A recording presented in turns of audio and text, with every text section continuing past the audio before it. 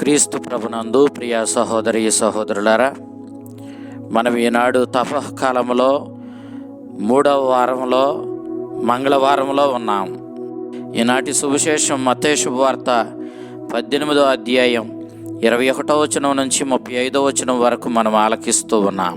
మనం అంతకుముందు 18వ అధ్యాయం 15వ వచనం నుంచి 17వ వచనం మధ్య చూసినప్పుడు వ్యక్తిగతంగా, సామాజికంగా ఎవరికి మనం ఆటంకంగా తయారు కాకూడదని, ఇతరుల యొక్క పాపాన్ని మనము నిరసించాలని, వారి తప్పులు తెలియజేసి ఒక మంచి సమాజాన్ని నిర్మించడానికి మన వంతు కృషి చేయాలని క్రీస్తు ప్రభు చెప్పినట్లుగా మనం చూస్తూ ఉన్నాం.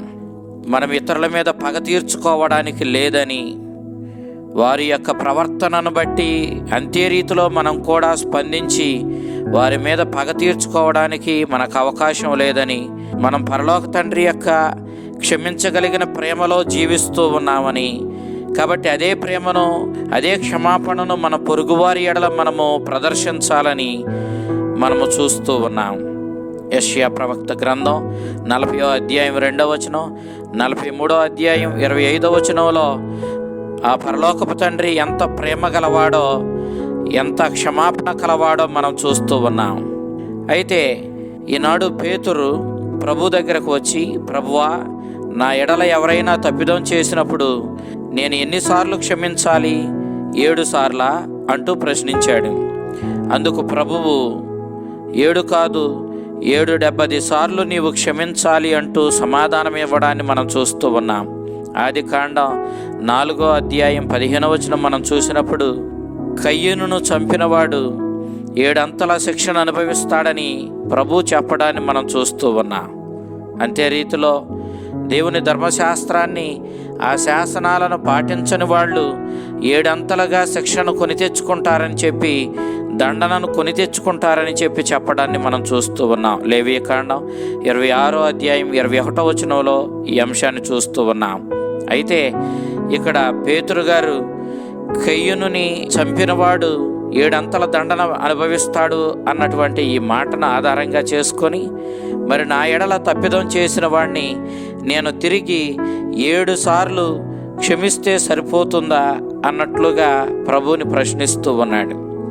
మనం ఇదే ఆదికాండం 4వ అధ్యాయం 24వ వచనం చూసినప్పుడు లెమెక్ను చంపినవాడు 77 అంతల దండన అనుభవిస్తాడని చెప్పినటువంటి ఆ వాక్యాన్ని మనం ఆలకించినప్పుడు 7 అనే సంఖ్యను హెచ్చించి 7ను 77 అనే సంఖ్యతో మనము పరిపూర్ణంగా భావించినప్పుడు దేవుని రాజ్యంలో పరిపూర్ణమైనటువంటి క్షమాపణ ఉండాలని, అది దేవుని రాజ్యంలో అత్యంత అసంఖ్యాకమైనటువంటి క్షమాపణ గుణం కలిగినటువంటి విధానం ఉండాలని, ఆ దేవుని రాజ్యంలో పగ తీర్చుకోవడానికి, ఎదురు తిరిగి నీ ఎడల ఎదుటివాడు ప్రవర్తించినటువంటి తీరునే నువ్వును ప్రవర్తించడానికి అసలు అవకాశం లేదని ఈనాడు ప్రభు తెలియచేయడాన్ని మనం చూస్తూ ఉన్నాం.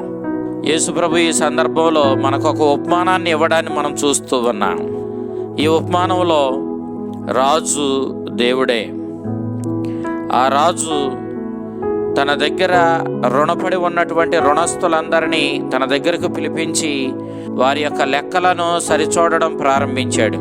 ఆ సందర్భంలో అతని దగ్గరికి 10,000 తాలెంతలు రుణపడి ఉన్నటువంటి ఒక రుణస్తుణ్ణి వాళ్ళు ఆ రాజు ముందుకు తీసుకుని వచ్చారు. అయితే దీని విలువ కోట్ల వరహాలని చెప్పొచ్చు. గ్రీకు భాషలో అత్యంత పెద్ద సంఖ్య 10,000. అయితే అత్యంత ఎక్కువ రుణపడినటువంటి ఈ రుణస్తుణ్ణి ఆ రాజు చాలా కనికరమతో, దయతో క్షమించాడు. నిజానికి ముందు తన భార్య బిడ్డలని సమస్తాన్ని వాడు అమ్మివేసి ఆ రుణాన్ని తీర్చాల్సిందిగా రాజు ఆజ్ఞాపించాడు.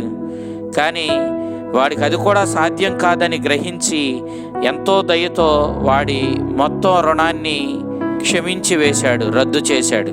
అయితే ఇక్కడ వీడు బయటకు వెళ్ళి తన తోటి సేవకుల్లో తనకు రుణపడినటువంటి ఒకణ్ణి కొన్ని రోకలు మాత్రమే రుణపడిన వాడిని పట్టుకొని నీ అప్పు చెల్లించమని వాడు గొంతు పట్టుకున్నాడు.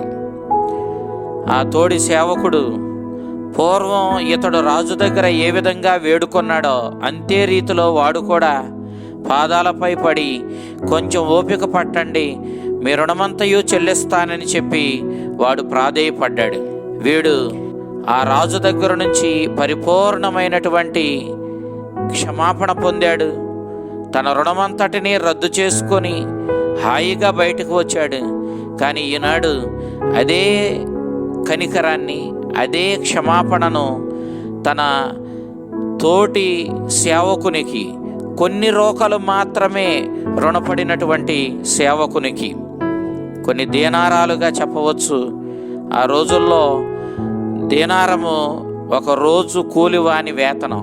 కాబట్టి ఆ కొద్ది మొత్తమే రుణపడి ఉన్నటువంటి ఆ తోడి సేవకుడిని ఈ సేవకుడు చాలా కనికరం లేని రీతిలో ఆ తోడి సేవకుడిని చెరసాలలో వేయించి వాడిని శిక్షించాడు. ఈ విషయం రాజుకు తెలిసింది. ఆ రోజుల్లో అప్పుపడిన వారు తమ అప్పును చెల్లించలేనప్పుడు తమకున్నదంతయు అమ్మి బానిసలుగా మారిపోవడం అనేది, లేదా చెరసాలలో శిక్ష అనుభవించడం అనేది సర్వసాధారణమైన విషయమే. ఇక్కడ తన తోటి సేవకుడు అన్నప్పుడు వాడు మానవుల మధ్య ఉన్నటువంటి సంబంధాన్ని సూచిస్తూ ఉన్నాడు. ఇక్కడ కనికరం కలిగిన ఈ రాజు దేవుడే. దేవుడు తనకు ఎన్నో విధాల లెక్క కట్టలేనంతగా అత్యధికంగా రుణపడి అనేక రీతుల్లో దేవుణ్ణి ధిక్కరిస్తూ పాపం చేస్తూ పాప ఫలితంగా దేవునికి దూరమై బ్రతుకుతూ ఉన్నటువంటి మానవులకు ఈ సేవకుడు ఉదాహరణ. ఇక్కడ పాపాన్ని రుణంతో పోల్చాడు. దేవుణ్ణి మనము ధిక్కరించి పాపం చేస్తున్నప్పుడు, ఆయన ఆజ్ఞలను పాటించకుండా మనం ప్రవర్తిస్తున్నప్పుడు, ఆ దేవుడు మనం ఎన్ని తప్పులు చేసినా, ఎన్ని పాపాలు చేసినా కనికరంతో క్షమించడానికి సంసిద్ధంగా ఉన్నాడు.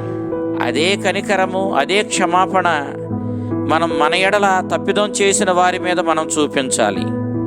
మనం ఎంత ఘోరంగా పాపం చేసినా ఆ కనికరమూర్తి అయిన దేవుడు, ఆ రాజు మనల్ని పరిపూర్ణంగా క్షమించడానికి సంసిద్ధంగా ఉన్నాడు. కానీ మనము మన పొరుగువారి యొక్క చిన్న చిన్న తప్పిదాలను కూడా క్షమించలేనటువంటి కఠిన హృదయం కలవారమై ఉన్నాము. ఇక్కడ కొద్ది మొత్తమే రుణపడి ఉన్నటువంటి ఆ సేవకుడు తనను అర్థించినప్పుడు ఆ తోడి సేవకుని మీద కనికరం చూపించి వాడిని క్షమించకుండా శిక్షించడం ఈ సేవకునికి పెద్ద సమస్యగా మారింది. వీడు ఎంత కఠిన హృదయంతో తన తోడి సేవకుడిని శిక్షించాడో తెలుసుకున్నటువంటి ఆ రాజు పూర్వం తాను కనికరం చూపించినందుకు బాధపడ్డాడు.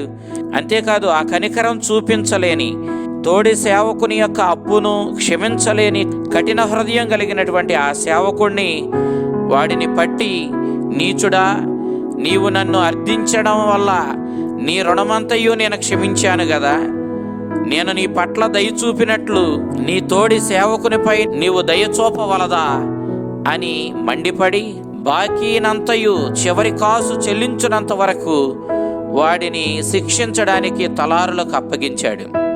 కనుక ఈ విధంగా మనమందరమే ఒకరిని ఎడల ఒకరము క్షమాగుణాన్ని కలిగి ఉన్నప్పుడు మనం తప్పకుండా దేవుని క్షమను పొందగలుగుతామని ప్రభు ఈ ఉపమానం ద్వారా తెలియచేస్తూ ఉన్నాడు.